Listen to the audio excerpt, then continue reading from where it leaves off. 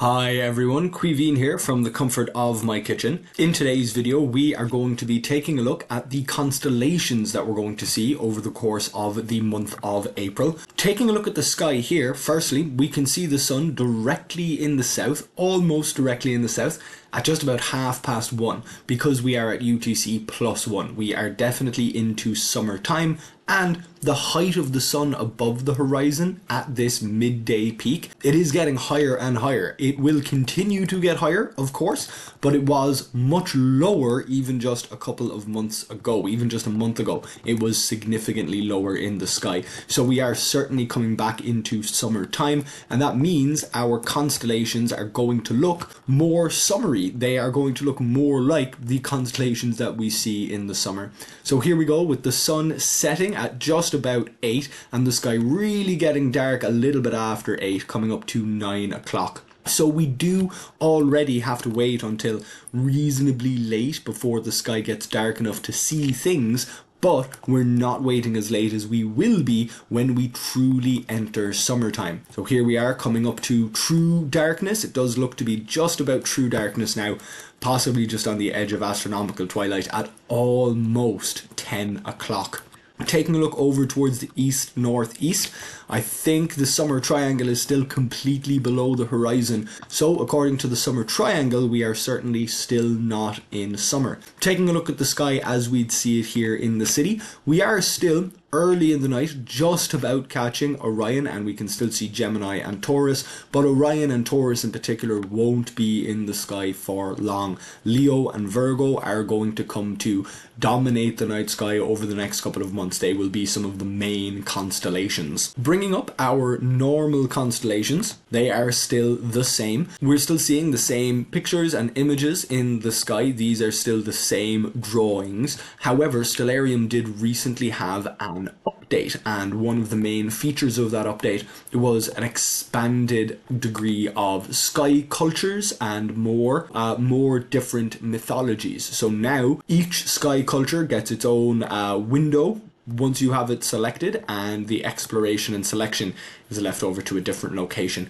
So we're able to see here, it looks like a hydrological map of the world. These all appear to be river systems, which is interesting, but we can see that the different mythologies are now broken up in different ways. There's the modern IAU constellations. It doesn't look like any pictures are coming up, even though we have the constellation art selected. It doesn't look like the modern IAU constellations are actually bringing up images, which is odd. Normally most of these would provide images, but we can see there are plenty of other sky cultures now included, broken up by their area on Earth. So we can see some of them are being provided with images, but not all. Not all of these would be provided with images, and we can see that many of them only have images in certain parts of the sky. Part of the reason for this is that some of these constellations and constellation groups are reconstructed.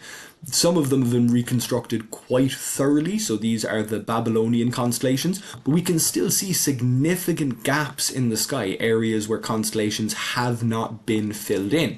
But we can also see several constellations that we might recognize, such as the Bull and the Crab up here. There is a lot of variation. The Babylonian constellations are related to the Arabic constellations, they're related to the Greek constellations. Of course, all of these things happened reasonably close together in a fairly similar part of the world, whereas other constellations stem from different mythologies. It is odd that these ones are being shown as if they were the same, whereas these ones, this is a little bit more accurate to older Indian astronomy. So there are a lot of these constellations, and it looks like some of them are being presented as if they were the same as the Western constellations. But here is a really well animated version of the Chinese constellations, and we can still see there are several similarities. So we'll drag that out of the way for a second. We can still see a bull, twins, a crab, a lion. So these constellations are no doubt influenced by the Western ones. There seems to be a little bit of a mix here. Here, for example, Corona Borealis. A lot of these constellations are in fact newer constellations, Coma Berenices there as well. These are newer constellations that have presumably been included now in modern Chinese astronomy, even though they would have been quite different originally. So it doesn't look like we're getting the names here, at least, of some different stars, but not the images that they may have traditionally had.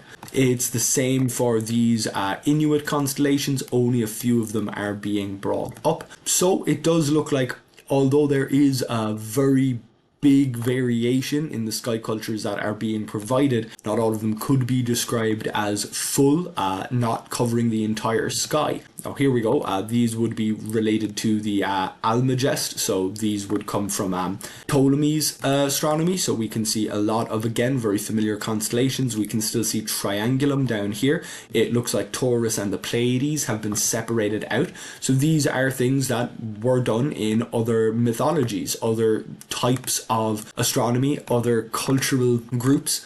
They painted different pictures in the sky. Oh, and it looks like this little map is able to indicate to us, at least in some occasions, where these images came from, where the culture was located. So the Norse Edda, the Edda is a epic poem, a story of Norse mythology, so we can see some constellations related to that here. It's interesting that this one is often being shown as a bull. This looks to be a bull's head in a couple of different mythologies, even though our Taurus would be over here with Aldebaran.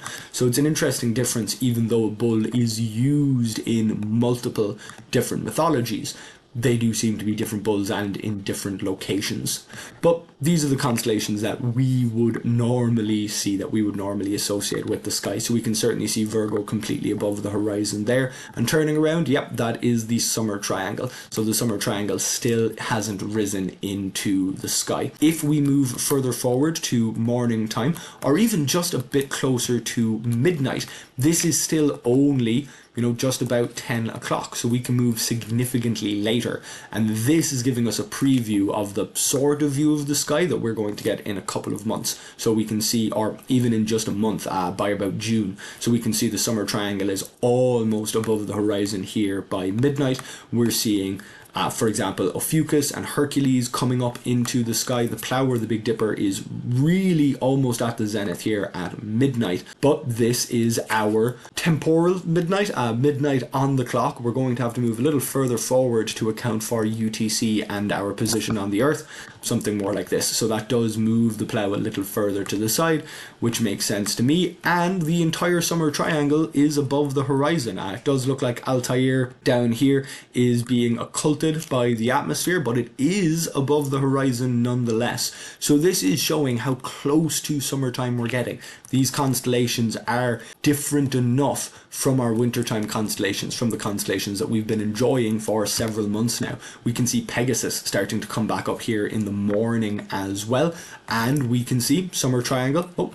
We can see the summer triangle nice and high in the sky. We can see Scorpius and Sagittarius above the horizon. If I get rid of the constellations, I think we're just about starting to see a little bit of light there. Yeah, we're just after 5 o'clock, which is about the time that we would transition into astronomical twilight. So it is enough light to affect our view of the sky, but it's not enough light to see what you're doing. For example, we're going to move another day or two forward just to get the moon out of the sky while the sky is still dark in the morning. So here we are, just 5 to 5. This should give us a good view of the Milky Way from the countryside.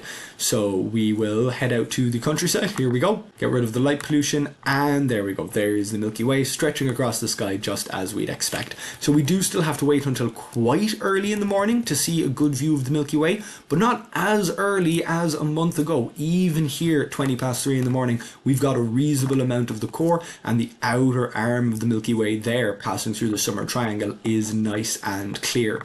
So the sky has only changed subtly since March. It is going to be another month before we really get into the summertime sky and the summertime constellations, but already we're seeing a big difference in what constellations are prominent. Even though Orion is still visible and Aldebaran is still visible, they're way over in the west, they're quite low in the sky, and they won't be up for very long. By the time the sky gets dark, Leo's already high in the sky. We can already follow the curve of the handle of the plough the arc to Arcturus and Spicon to Spica, we can do that really as soon as the sky is dark, which is something we would have to wait a few hours for, even a month ago in March. So we've got some changes coming up to the sky, we've got some changes coming up to what's going to be visible, and there has been some changes with how Stellarium outlines its sky cultures. So that's something that we will no doubt explore further in a future video. There is a lot here, and it is interesting that some of these different sky cultures change the map here, showing us where those cultures should be, but they don't seem all to do that. We can't click on the map, and of course the tupi-guarani, that cultural group is from down here, from around Paraguay and Uruguay. That doesn't seem to be highlighted on the map. So there's a lot more for me to investigate here, and hopefully I will be back exploring that in the near future. But until then, I hope that you enjoyed this video, taking a look at the constellations in the sky for April. If you did enjoy it, then please do like it. If you like this kind of content, then please subscribe to my YouTube channel. And if you'd like to read this information, you can do so on my website, queebeanscontent.ie. Thank you very much for watching, and hopefully I'll see you back here next time.